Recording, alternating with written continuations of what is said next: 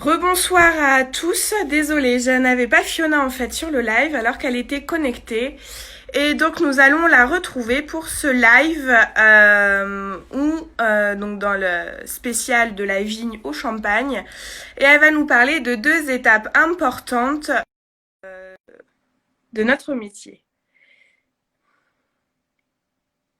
Alors, ça me met... Ah, ça y est, ça se connecte. Salut Fiona! Tu vas bien? Oui, tout va bien. Bon. Alors, dis-nous, de quoi tu vas nous parler un peu ce soir? Alors, du suivi maturité et de la vendange. D'accord, très bien.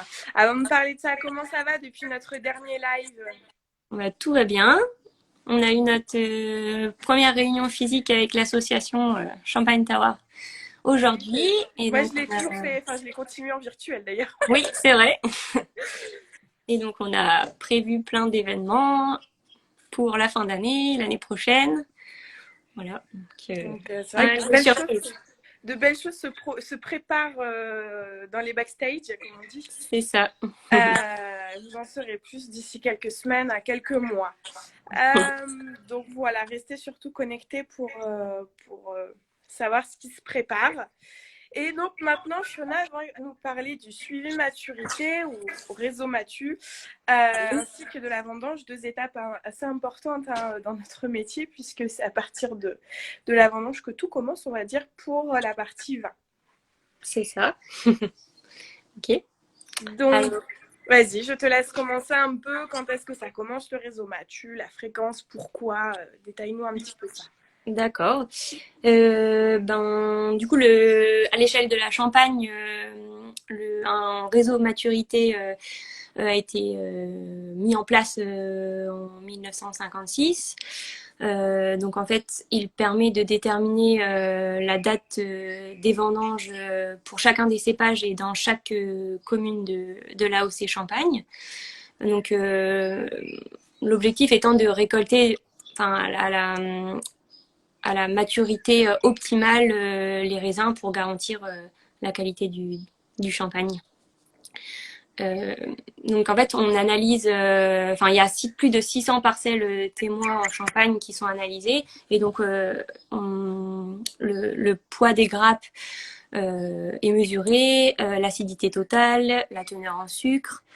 Et donc en fait, donc elles sont suivies durant le mois qui précède la vendange.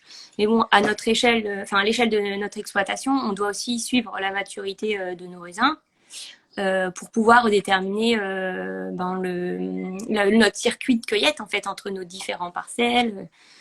Voilà, parce qu'il y a des variabilités selon nos parcelles, suivant les cépages, l'exposition de nos parcelles, le terroir de chacune de nos parcelles. Voilà une petite image de chardonnay.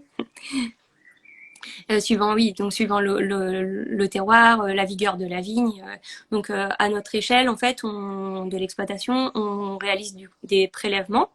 Donc soit on prélève des grappes entières, ou soit on prélève des baies sur plusieurs grappes dans chacune de nos parcelles. Enfin, nous, chez nous, on prélève dans chacune de nos parcelles, on fait un prélèvement. Et donc après, on analyse au domaine donc l'acidité totale et la teneur en sucre avec un réfractomètre. Et on déguste aussi les mous. C'est important la dégustation, je pense, parce que Ouais. les chiffres, c'est une chose, mais en fait, l'aspect gustatif et aromatique, c'en est une autre. Et il y a aussi d'autres composants comme la couleur des pépins, la pulpe à analyser dans ce suivi de maturité, puisque ça détermine aussi l'avancée, je pense, de nos raisins. Bah oui. Toi, tu fais comment, Bertie? Du coup, tu prélèves en grappe? Alors nous, chez nous, on prélève par grappe. Donc Oui. sur une parcelle, en fait, on prend alors pas vraiment à l'entrée directement, on fait à peu près Ouais. on marche légèrement un petit peu. Oh, je trouve pas mes mots, dis donc. Tu prélèves plusieurs grappes Oui, voilà, je entourant, des prélève deux plusieurs grappes faces. entrée, milieu, fin.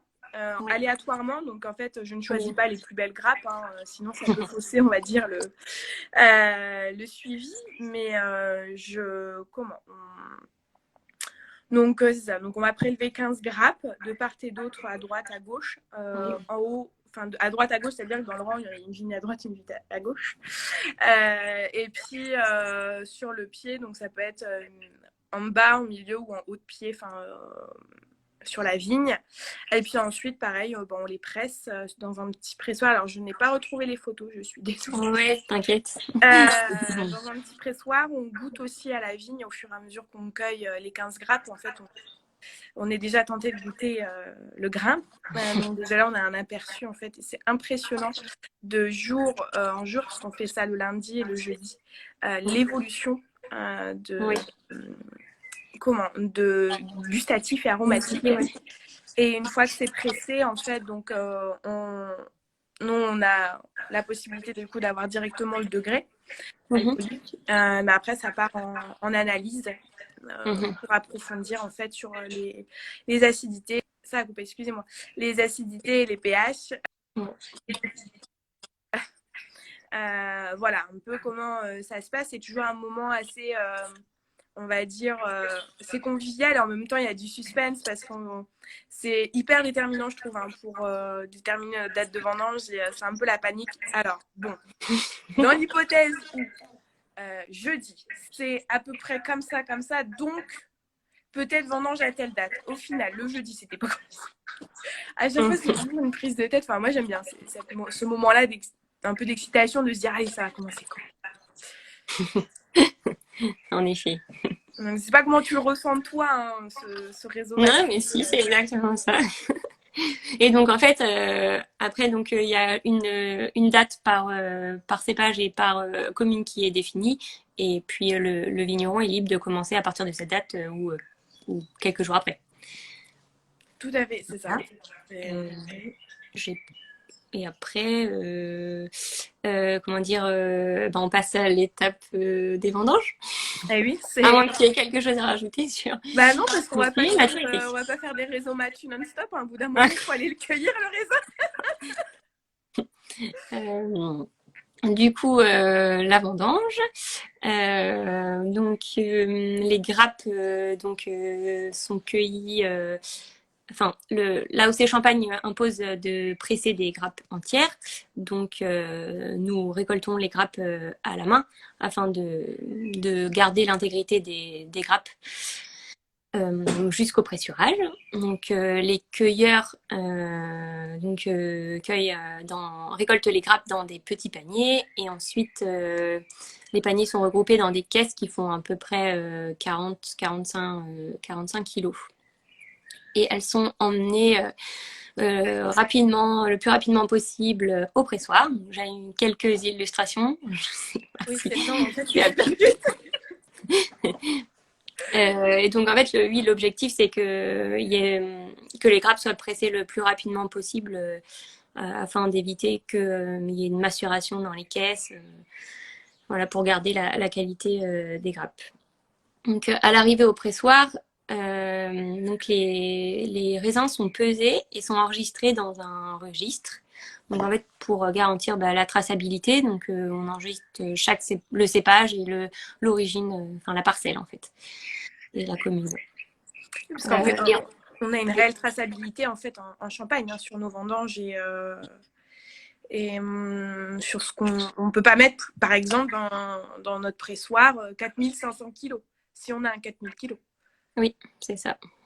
C'est vraiment réglementé et soit c'est manuel, on le compte en fait, comme chez toi, hein, quand je suis venue à la vendange l'année dernière, en 2019, tu me disais que vous étiez encore avec le carnet et à compter avec la calculette à côté, c'est ça pour vous? C'est ça, ouais. On constitue nos mares, donc un mare c'est donc un pressurage on va dire de 4000 kg. Donc on constitue nos mares par cépage et par parcelle. Par parcelle parce qu'après en fait on veut créer des cuvées parcellaires. Donc ça nous impose de respecter cela. Donc, et donc en fait, l'AOC Champagne donc a défini un rendement au pressurage. Donc pour 4000 kg de raisin, on peut extraire 2550 litres de jus. Donc les 2500 premiers litres sont considérés comme la cuvée et les 500 derniers litres sont considérés comme la taille. Donc la cuvée est plus riche en sucre, en acide, et donc a une plus longue longévité de vieillissement. Donc voilà, on voit le jus qui s'écoule. Donc en fait, il y a une photo aussi au niveau du chargement du pressoir. Donc les raisins sont chargés par le haut, voilà, par deux trappes qui sont situées en haut du pressoir. Donc on a deux pressoirs à membrane latérale. Donc en fait, il y a deux trappes en haut et c'est des pressoirs horizontaux, pardon.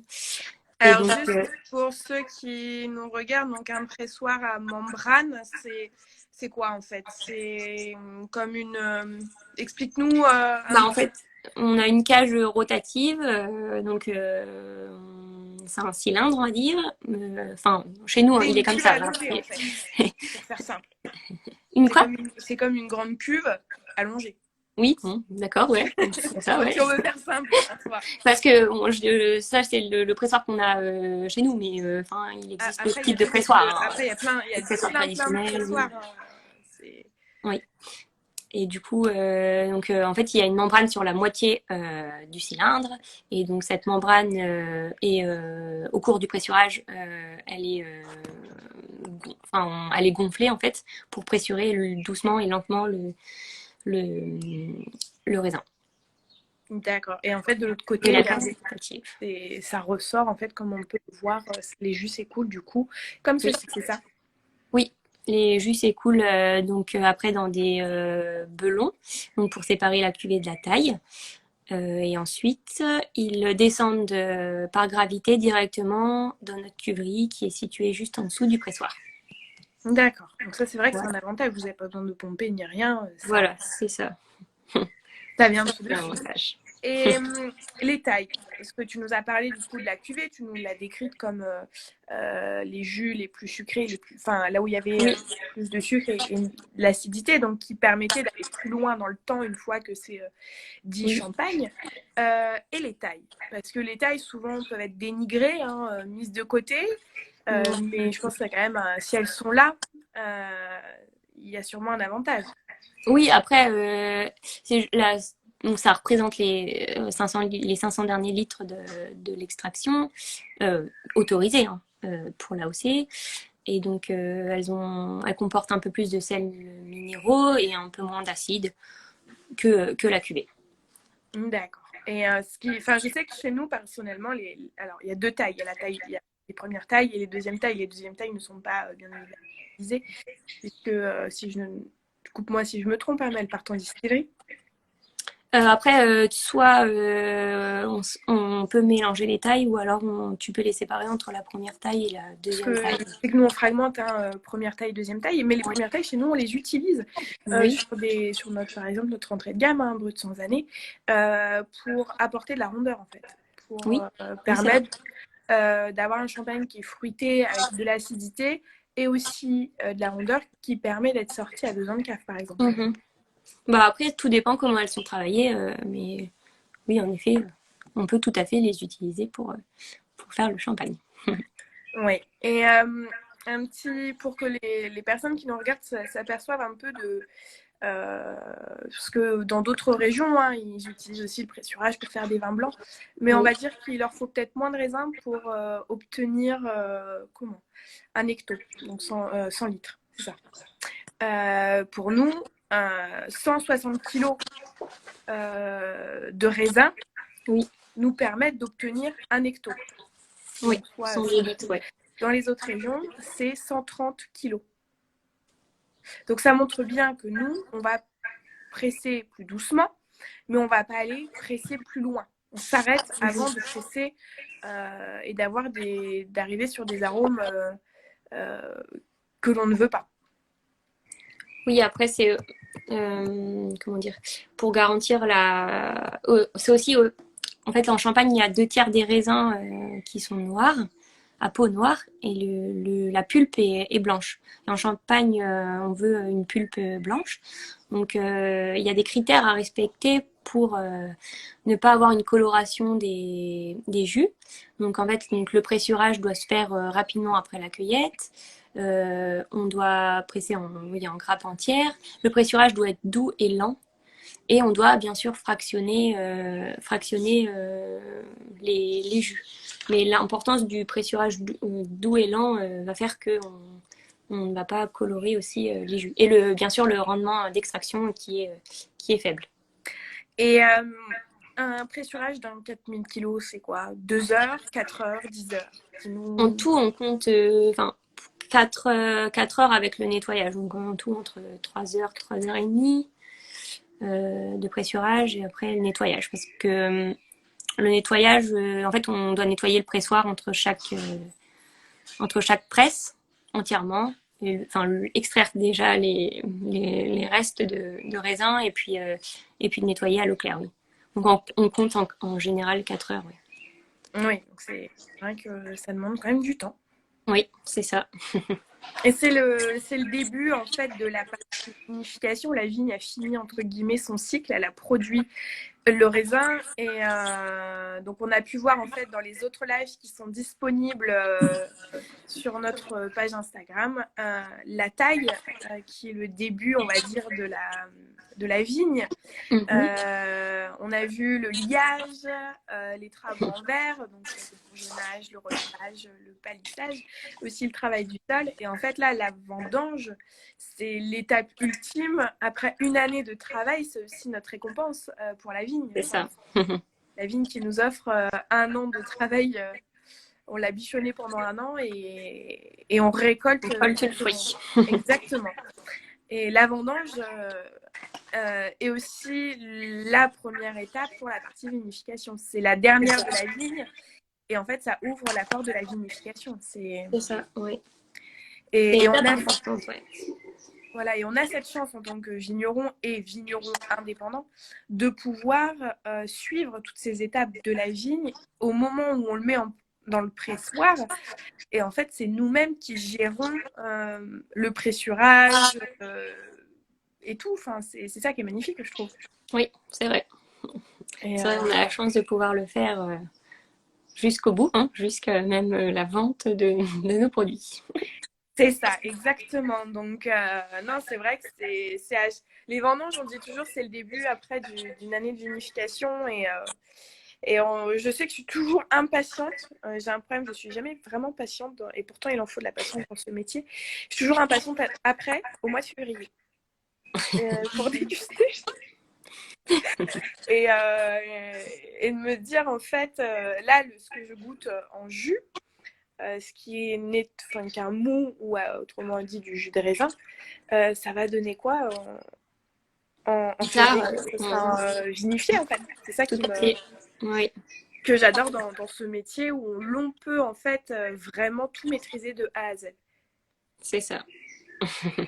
Donc, écoute, Fiona, je te remercie. Je m'excuse encore du retard de t'avoir fait attendre 5 minutes et de vous avoir fait attendre un petit peu. Pas de problème. Mais j'espère que cette vendange 2020 va bien se passer. Qu'on aura une belle vendange, un beau rendement. Oui. Et puis de toute façon, on se retrouvera pendant les vendanges, qui sait. Bah oui. Bon, en tout cas, je te remercie encore. Je vous remercie à tous. On se retrouve non pas jeudi, mais vendredi pour un live avec un autre vigneron pour une autre thématique. Voilà. Donc, merci de votre attention. Merci à toi, Fiona, de nous avoir expliqué le suivi maturité et la vendange. Si vous avez des commentaires ou autres, n'hésitez pas à me les faire parvenir par message. Ce sera avec grand plaisir. Et je vous souhaite à tous une très bonne soirée. Bonne soirée. Bonne soirée.